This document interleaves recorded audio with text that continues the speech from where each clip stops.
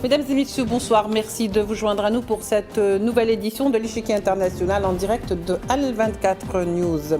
Depuis la normalisation des relations diplomatiques entre le Maroc et l'entité sioniste en décembre 2020 et conformément donc aux accords d'Abraham, comme conclu entre les deux pays, la présence des Juifs sionistes au Maroc a décuplé. Les signes d'ouverture de la population du début se sont transformés en chaudes larmes. Ils sont des centaines de Marocains démunis à se voir sommés par les autorités marocaines de quitter leur maison ou leur commerce sous prétexte que leurs biens étaient avant, dans un passé récent ou lointain, la propriété de familles juives marocaines. Bref, sionistes. Les sionistes arrivent en masse au Maroc pour récupérer leurs biens et en chasser les autochtones, les citoyens marocains privés de tous leurs droits au nom de la normalisation. Voilà donc aujourd'hui ce qui attend les Marocains désormais menacés de se retrouver à la rue sans aucun droit d'appel. Tout de suite les développements.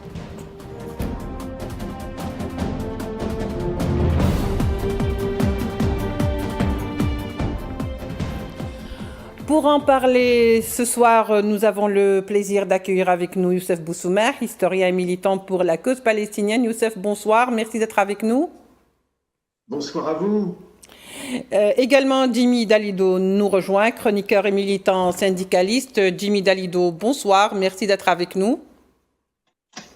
Bonsoir, merci de m'avoir invité, c'est toujours un plaisir. Nous accueillons également ce soir Aïssa Arbi, président de l'Association de la République du Rif en Belgique. Aïssa Arbi, bonsoir, merci d'avoir accepté notre invitation. Merci bien pour l'invitation, je vous remercie vous tous, merci. Bien sûr, est également avec nous Eli Hatem, avocat et homme politique franco-libanais.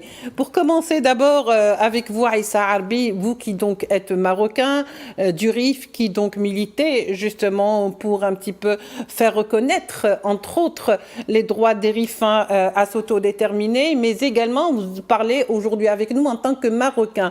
Dans ces cas, Aïssa Arbi, on voudrait comprendre aujourd'hui comment le Maroc en est arrivé à ce stade où il chasse ses propres citoyens, parce que ce sont des citoyens marocains qui ont des droits sur ce sol, pour que d'autres, je dirais, viennent les remplacer.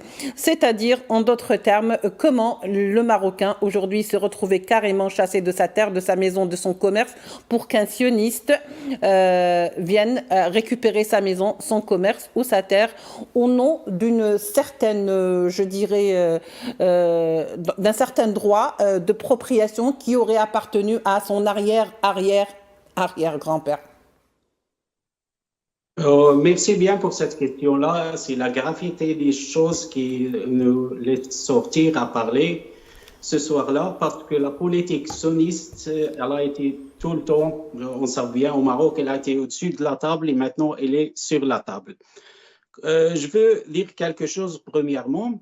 Quand on parle de la sioniste, qu'est-ce qu'il arrive, comme on dit, il y a des fois ils ont dit des juifs, on n'a pas le problème avec la religion, la croyance, mais on a un problème avec ces gens-là qui sont venus, ils ont pris des terres des Marocains dedans, même des terres des Rifins, on sait bien ce qui se passe.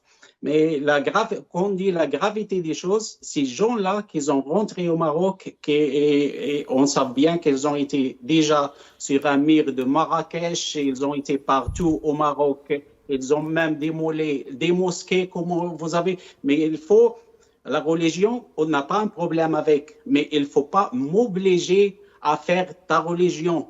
Moi, j'ai ma religion. Pourquoi tu viens de cette façon? Vous démolez des mosquées, vous prendre des maisons des gens, des terres. On sait bien comment ça se passe. Et c'est pour ça on sait bien au Maroc, quand il y a 5 ou 6 personnes à la rue, la police elle va demander qu'est-ce que vous faisiez ici pour le moment. Et maintenant, on regarde des sionistes qui ont été partout au Maroc, ils ont été au Rif, ils ont été même au Nador, ils ont été dans les plages, ils ont même été sans vêtements dans les plages. Il y a des vidéos qui montrent ça, on ne parle pas comme ça. Et quand on dit ces gens-là, ces sionistes, on ne s'arrête pas là. Il y a la gravité des choses. Oui. Il faut bien savoir que ces enfants de ces juifs-là, on dit les sunnistes, sont des soldats à Israël et qu'ils ont tué des Palestiniens. Et oui, je vous laisse la parole. Oui, très bien. On va revenir vers vous, hein, Aïssa Arbi, parce que vous êtes un Marocain et vous êtes le mieux placé aussi pour nous parler de ce qui se passe aujourd'hui et comment les Marocains vivent cela, justement, dans leur chair, dans leur sang, dans leur terre et dans leurs biens. Eli Hatem, comment, selon vous, nous en sommes arrivés à cette situation? Comment le Maroc s'est retrouvé dans cette situation, je dirais, qui rappelle étrangement les débuts d'une colonisation en Palestine, c'est-à-dire que ça a commencé progressivement, l'accueil des soi-disant rescapés d'une certaine Deuxième Guerre mondiale et de cet holocauste ou de ce que vous voudrez par rapport à cette population qui, en terre d'accueil, s'est retrouvée carrément à prendre place des Palestiniens, des véritables Palestiniens. On est en train de parler de la préparation de ce qu'on appelle le petit Israël. Alors, est-ce que finalement le projet a commencé parce qu'on le voit visiblement au Maroc? Bonsoir tout d'abord à vous, à tous vos invités et à tous les téléspectateurs.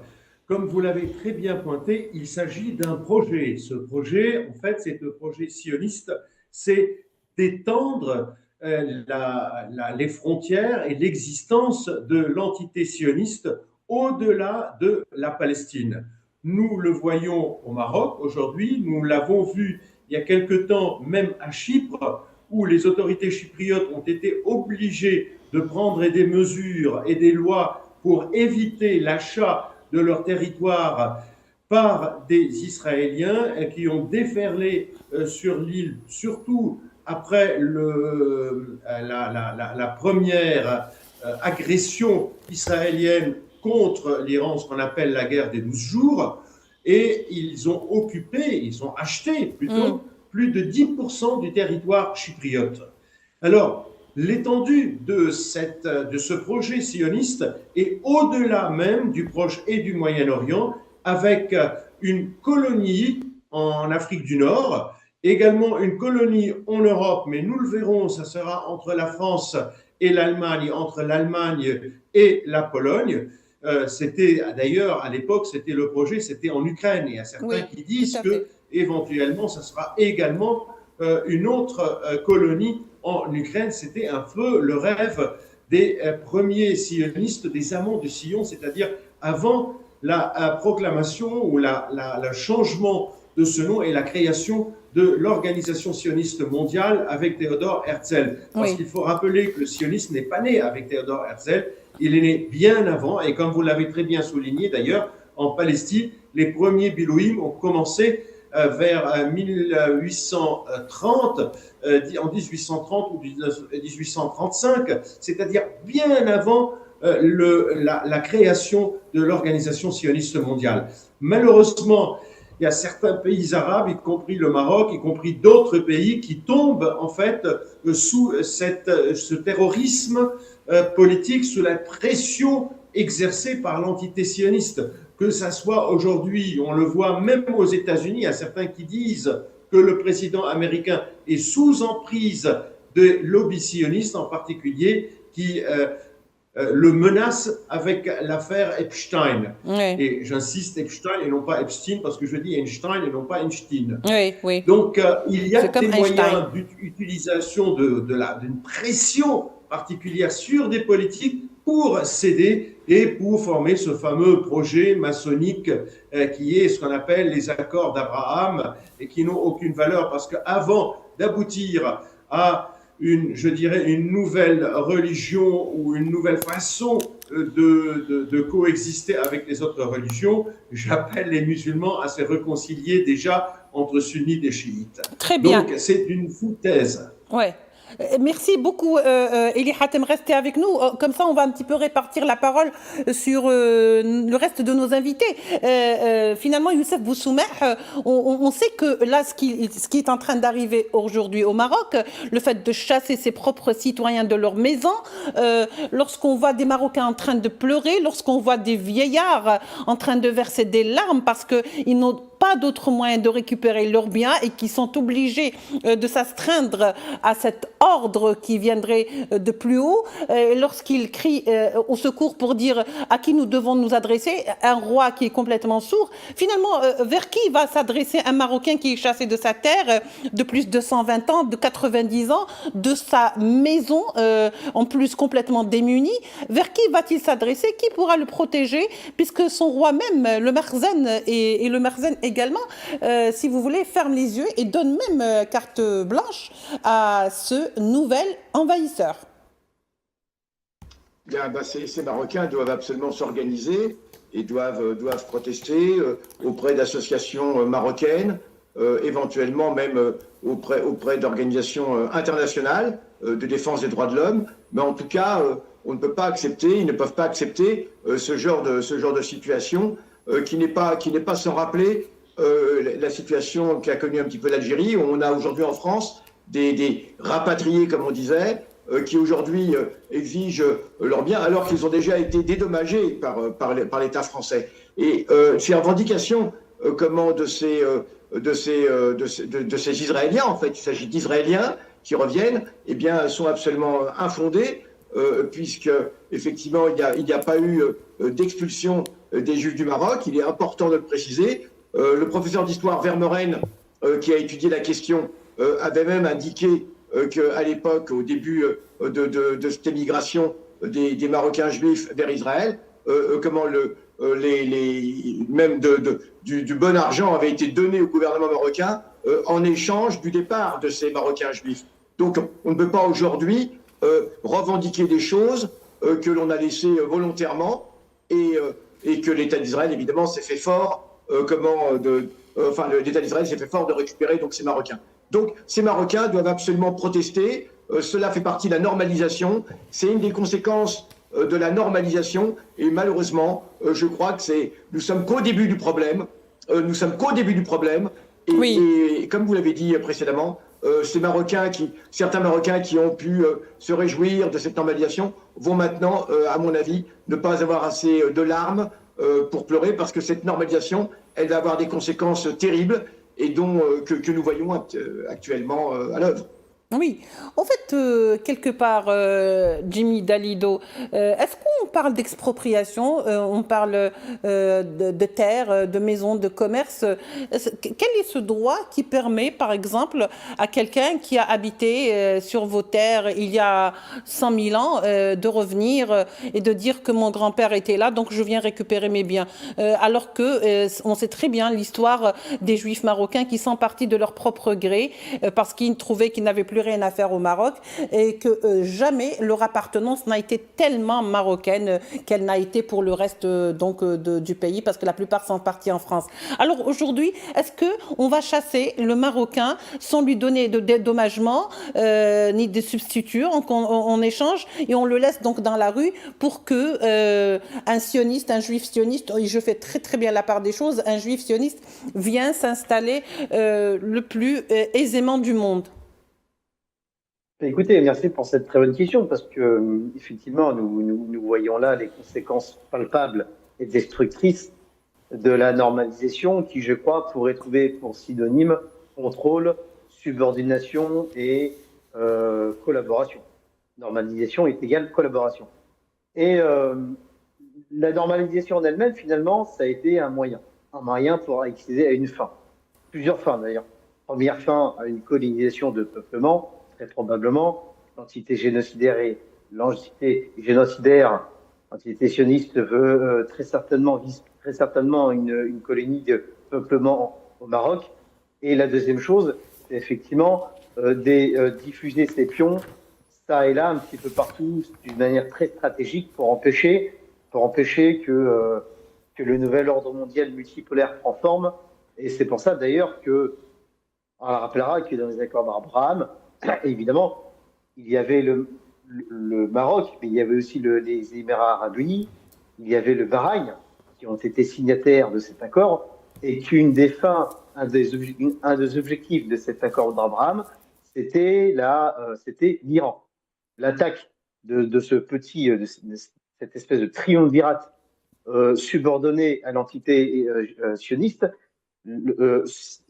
elle visait l'Iran, qui est très clairement le dernier rempart du projet du Grand Israël. Et c'est bien ça tout le problème. Alors évidemment, les Juifs ne sont pas forcément sionistes.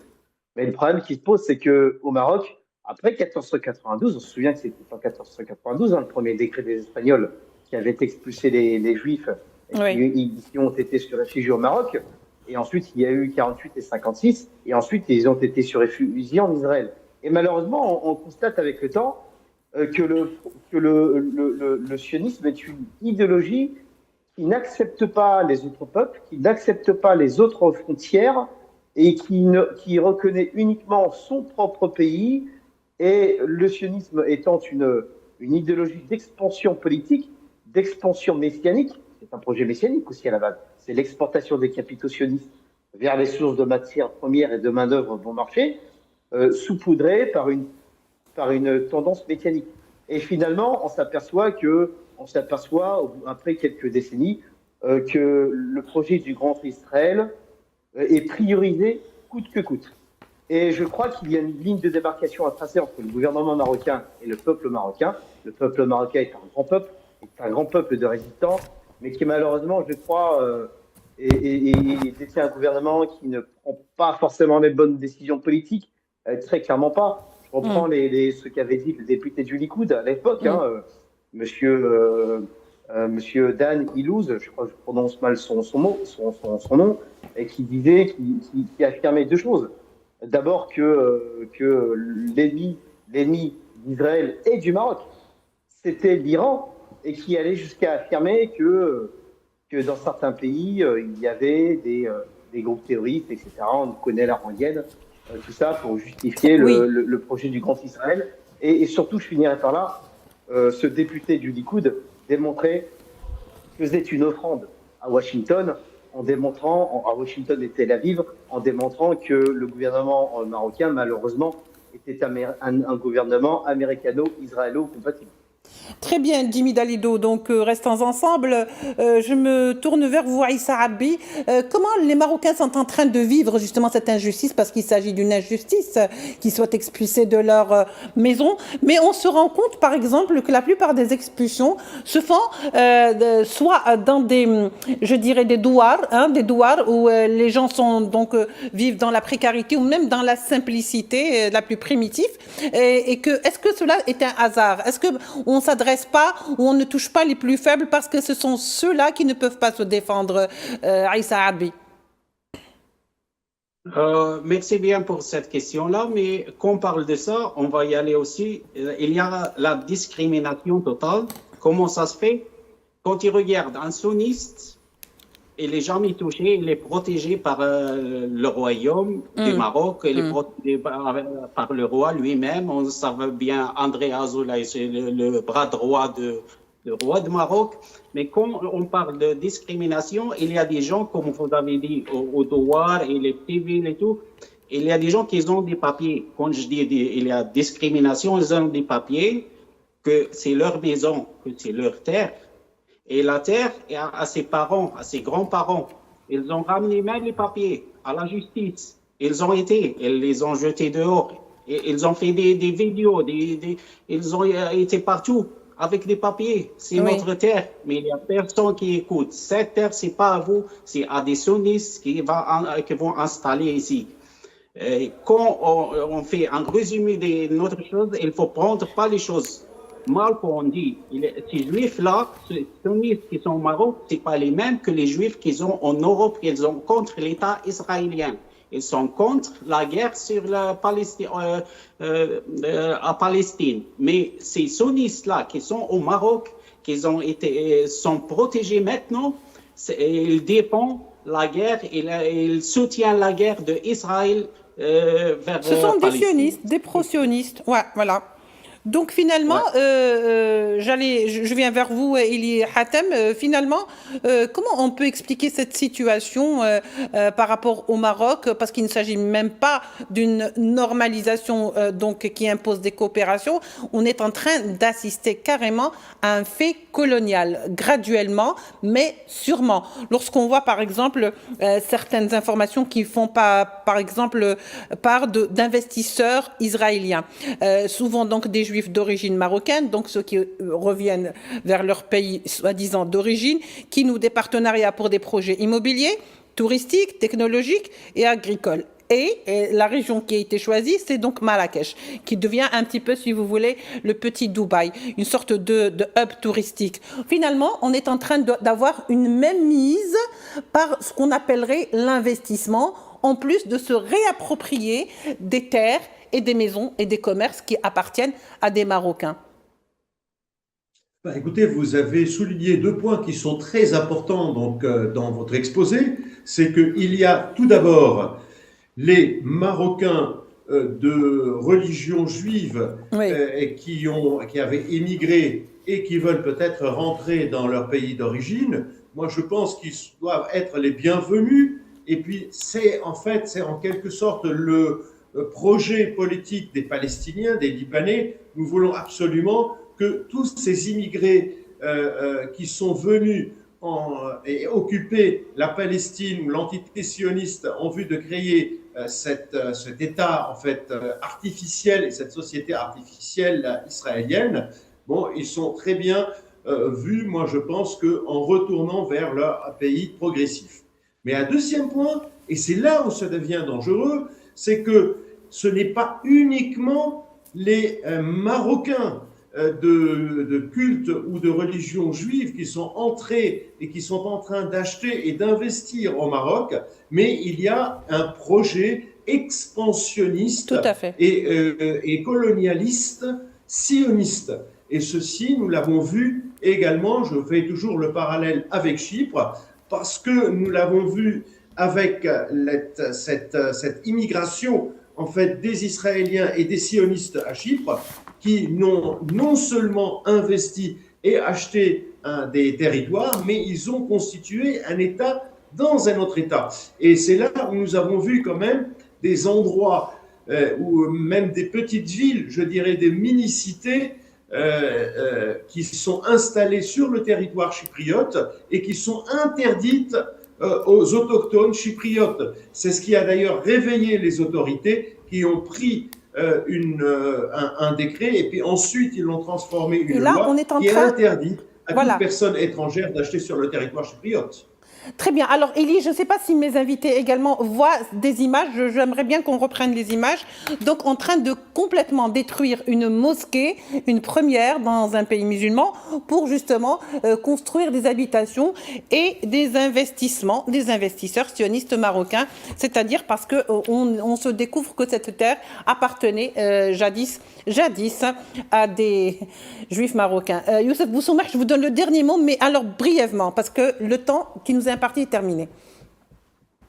Oui, effectivement, c'est quelque chose d'incroyable. C'est une politique d'expansion où l'entité sioniste se sert du religieux pour une expansion coloniale, une néocoloniale, et ça, c'est absolument incroyable. Comme vous le dites, c'est inimaginable qu'on puisse détruire une mosquée comme ça parce que des investisseurs israéliens l'ont décidé. Je crois que c'est inadmissible et à mon avis, le peuple marocain ne va pas tarder à réagir massivement contre cette normalisation, parce que tout cela est le fruit de la normalisation et de l'expansionnisme israélien, comme ça a été dit. Cet expansionnisme, d'ailleurs, ne s'arrête pas à ces pays-là. Aussi au sud Liban, maintenant l'entité sioniste parle d'annexer directement la partie sud, mais également même en Syrie, dans le village de Hadel, dans le Golan, on a des premiers colons qui sont installés. C'est une politique générale d'expansion de l'entité sioniste, et je crois que le monde découvre ce que cela veut dire, et en tout cas les peuples arabes, à mon avis, ne tarderont pas à réagir contre cela. Et nous faisons confiance au peuple marocain pour réagir bientôt contre cela. Il y a déjà des manifestations, mais j'espère que ces manifestations trouveront écho. Jimmy Dalido, en 2 mots, que faut-il dire vis-à-vis de ce scandale? Je dirais tout simplement que c'est plus qu'un scandale, c'est une attaque de l'entité sioniste contre l'humanité au final. C'est à travers cette attaque contre le peuple marocain, c'est aussi une attaque de l'entité sioniste contre l'humanité. Et je pense qu'effectivement, il est important de s'organiser autour de peut-être l'axe de la résistance, qui, quel que soit où elle se situe partout sur la planète, résiste contre l'entité, face à l'entité sioniste. Et encore une fois, si on revient sur le schéma mondial, les choses sont claires. Le nouvel ordre mondial multipolaire en forme, les nouveaux espaces de croissance dédollarisés prennent forme, et le sionisme, qui a conjugué ses forces avec les pays impérialistes d'Europe notamment, ce qu'on appelle l'impérialo-sionisme, Merci beaucoup. montre les dents, devient de plus en plus féroce, et ils sont plus que jamais dangereux. Merci beaucoup Jimmy pour avoir été bref et concis. Merci à vous de nous avoir suivis. Je rappelle juste qu'était avec nous Youssef Boussoumar, historien militant de la cause palestinienne, Jimmy Dalido, chroniqueur militant syndicaliste, Aïssa Arbi, président de l'association de la République du Rif en Belgique, affilié au Parti national Rifa, et bien sûr était avec nous également Eli Hatem qui est avocat, également homme politique. Merci de nous avoir suivis. Au revoir.